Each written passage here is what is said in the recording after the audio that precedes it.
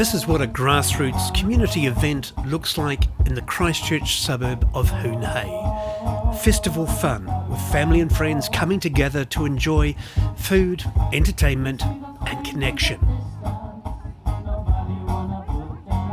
This is what's meant by the words unity in diversity. Many of you are born here. You have a feeling of belonging, and that is very important. But many of us, like me, we have been born in another country and have come to this country, have come to the community.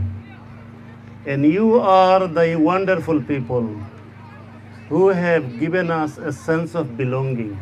For Farid, unity in diversity has become a personal banner, a way of promoting love, forgiveness and friendship following the terror attacks against Christchurch Muslims.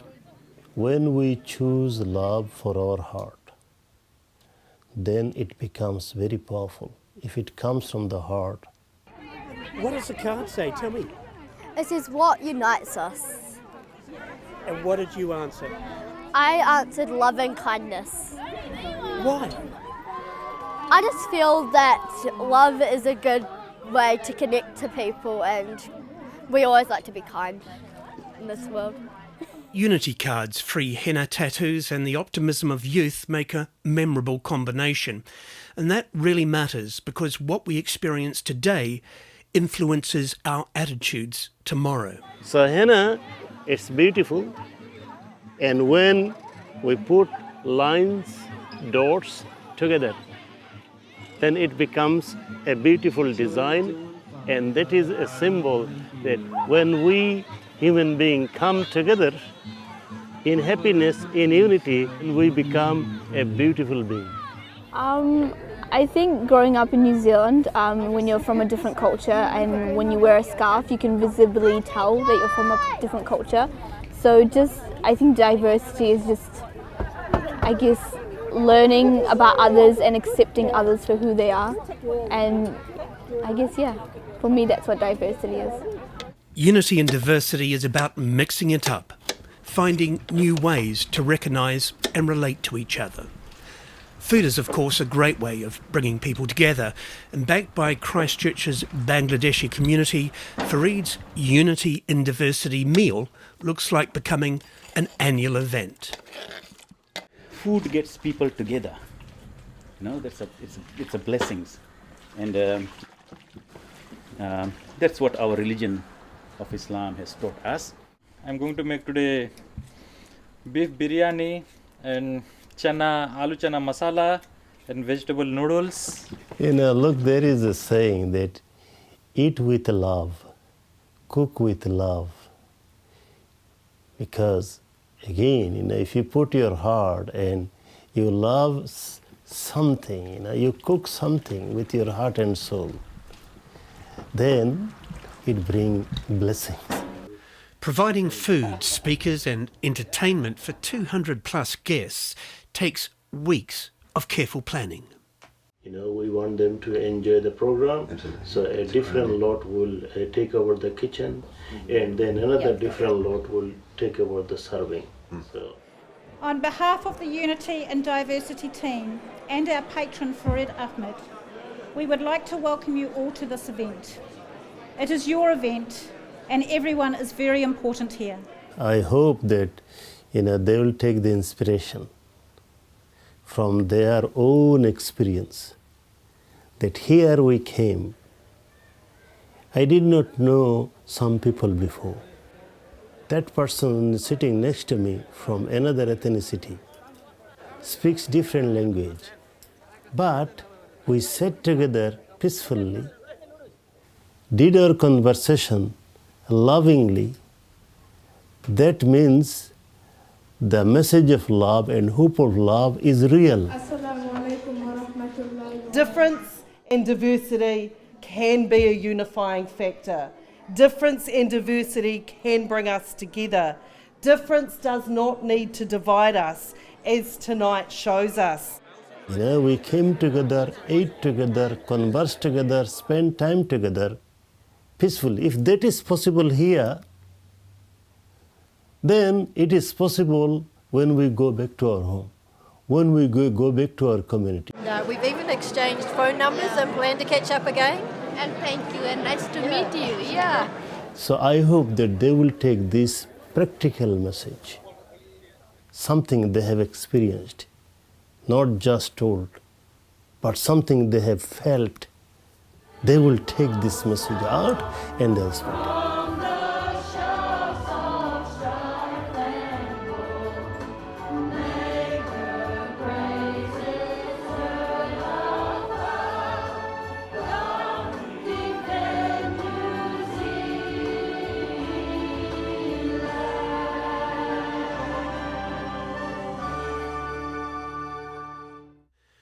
God of nations, at thy feet, in the bonds of love we meet. The opening words to our national anthem, which seem to embody Farid's response to the deep trauma and loss of March 15th, 2019. Farid and his wife Husna were both at the El-Noor Mosque when a lone gunman attacked. He escaped, but Husna was one of the innocents shot dead in a massacre that claimed 51 lives. The 15th of March was a hate action. So I had two choices. React with hate for hate, or react with love for the hate. So my mission, I had chosen that no, I would not react hate for the hate, but I would react the opposite. I don't want to have a heart that is boiling like a volcano. A volcano has anger, fury, rage. It doesn't have peace. It has hatred. It burns itself within, and also it burns the surrounding. I don't want to have a heart like this, and I believe no one does. I want a heart that will be full of love and care and full of mercy and will forgive lavishly, because this heart doesn't want any more lives to be lost. So, after 15th of March, I have taken the mission that it was a hate action, and as long as I'm alive, I'll do actively the opposite action, and that is love, and to spread the love and to spread the love message. So that is my mission post 15 March. That mission keeps Farid on the move. Only a few months ago he was in Saudi Arabia. After taking part in the Hajj, he was interviewed by the Saudi Gazette about his journey from trauma to forgiveness. Another sister, Somali sister, she told me later that Husna and her, they went together inside there, and in that corner there were piled of dead bodies. So she was looking for me, but she didn't realize I was just waiting outside. And then when she was coming out,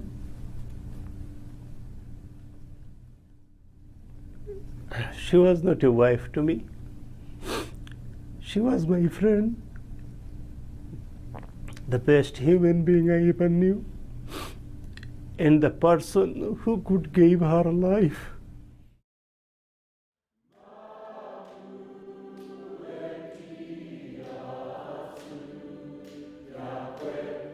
Whether he's travelling overseas or preparing to address youth workers here in Christchurch, Farid speaks of a resilience made possible when we move from tears of grief and suffering to tears of love.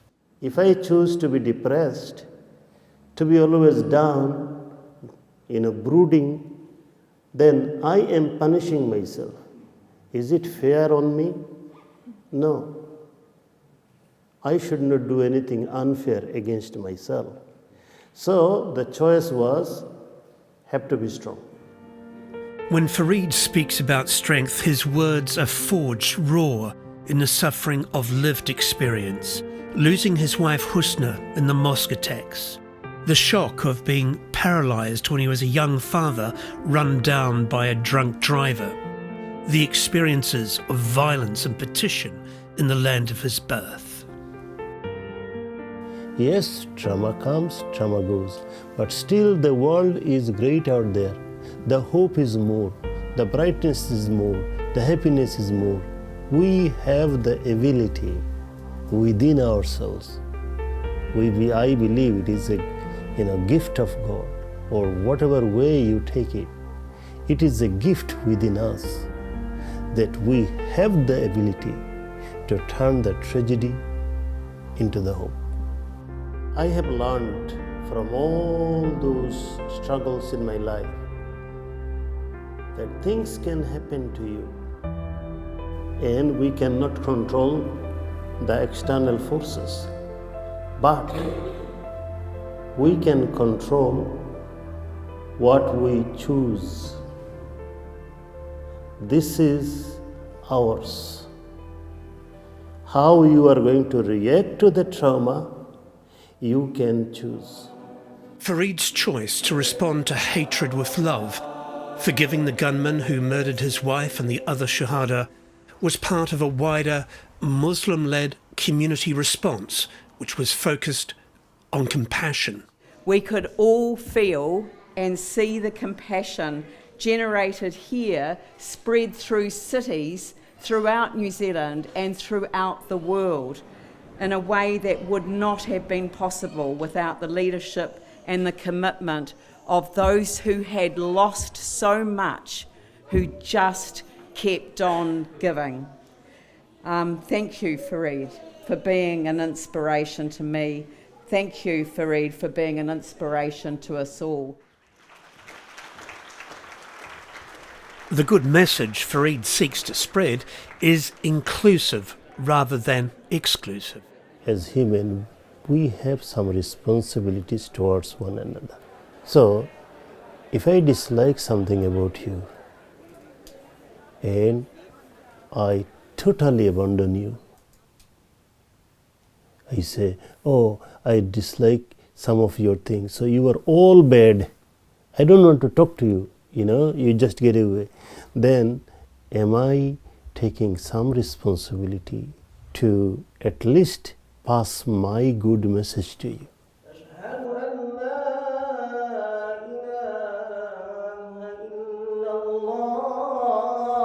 Farid's message is the ultimate thing we need to understand in life, and it's a universal message. The idea that we should forgive those people who have offended us. I can grab any religion in the world and they'll tell us that. The greatest people in the world have understood what it means to forgive someone and to be forgiven themselves. Stephen Kennedy from St Thomas's Catholic School in Christchurch recently took senior pupils to Shafia Mosque. It was a really humbling experience walking into the mosque, walking into, where these people pray and, be one with themselves. It was I don't know, I felt really calm. When we do not go and visit one another, then sometimes it gives us room for misunderstanding. We sometimes suspect, with human weaknesses, what do they do inside there?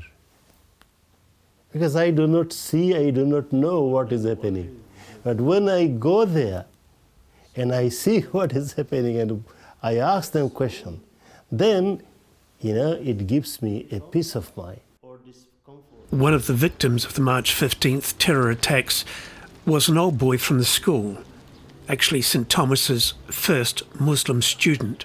Hussein al-Umari, who was the first Muslim boy to go to St Thomas's, the first Muslim man to wear the blazer. It's a kind of a thing. He wasn't trying to be famous, it's just someone's got to be the first. Unfortunately, his death in the mosque massacre created a space for us to understand more things. The most beautiful moment while we were all in mosque was when we were all circled up, with all the STC boys and who else was just ever in the mosque, when we were all praying together, we'd share some praise and they would also share some praise. I'd say that was definitely the most beautiful moment for me. We have the same. In the sight of God, everyone is equal. Love your enemies. Do good to those who hate you. Bless those who curse you. Pray for those who abuse you. To those who struck you on the cheek, offer the other also. It is same in our teaching. Holy Prophet, peace be upon him, said that love the things for others that you love for yourselves. Walking into an unknown space takes courage, as does choosing not to. I was very nervous about it, and I guess it was just, I was scared of what happened in there and how that could have happened to anyone. Comfort levels do vary, and promoting understanding is not about compulsion. It's about creating new opportunities to connect. They felt welcome, and they felt that yes, we could be Muslim and they could be Christian, but we share the same values of welcome one another, love one another, be tolerant and be patient towards one another. Phrases such as "they are us" and "we are one" were certainly powerful statements of unity and solidarity in the days following the March 15th attack. But words are only words unless they're given substance by action. I mean, for Uncle Farid, we call him Uncle because we give him the importance. He could have retaliated and acted in hatred, but he didn't do that. He chose love and peace instead. And I think the whole world saw that when they saw interviews of him, and he actually is what he preaches to be. He actually does, in his life show forgiveness and hope. So he's a living example for me of what forgiveness and what hope looks like. We need proper talk, positive reminder to one another to thrive, to be positive. So that's how we can help one another, and we should help one another. And I do a tiny little bit of part, from that.